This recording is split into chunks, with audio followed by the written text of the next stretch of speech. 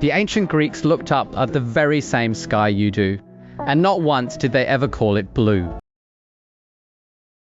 Open Homer's Odyssey, 3,000 years old, and you'll find something deeply strange. The sea isn't blue. Homer calls it the wine-dark sea. Sheep are violet, honey is green, the sky is bronze. He paints a whole world and never once reaches for the word blue. In 1858, a British scholar named William Gladstone actually counted. Black appears in Homer nearly 200 times, white 100, red a handful, and blue? Not once. 0.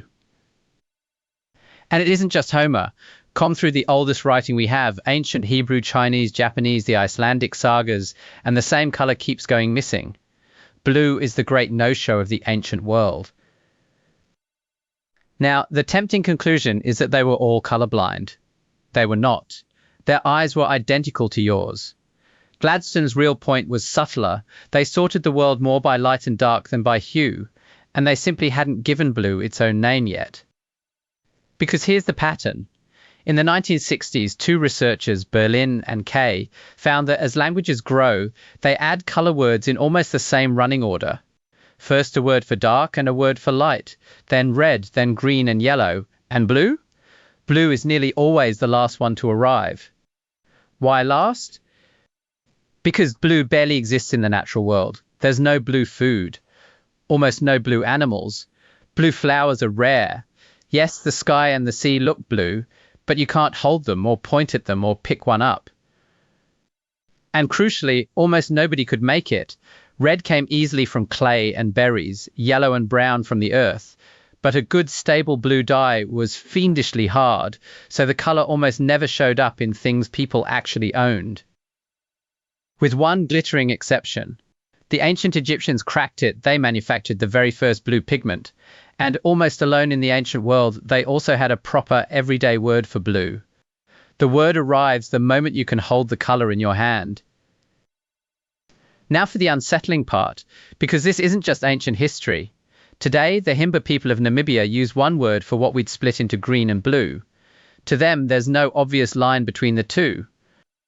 So researchers showed them a ring of squares, 11 green, and one that is, to us, unmistakably blue. Find the odd one out.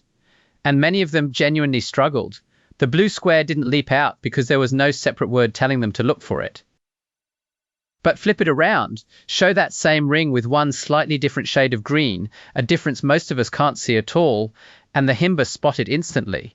Their language carves up greens that to us are simply invisible. And it reaches into living memory.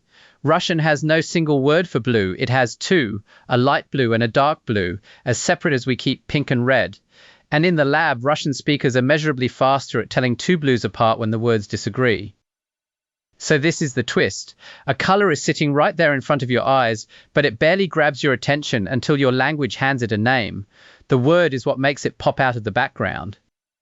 So the ancients weren't blind to blue. The sky was blue for tens of thousands of years before anyone bothered to say so. They just hadn't met the word yet, and you can't quite see a color until you've got somewhere to put it. So your favorite color is probably blue. It's also the very last one humanity got around to naming. Took us long enough, no rush. If a missing word rearranging what you can see is your kind of strange, the next one stays inside your own head, on why a memory from years ago can ambush you out of nowhere and make your whole body cringe. Same channel, same easily distracted little man.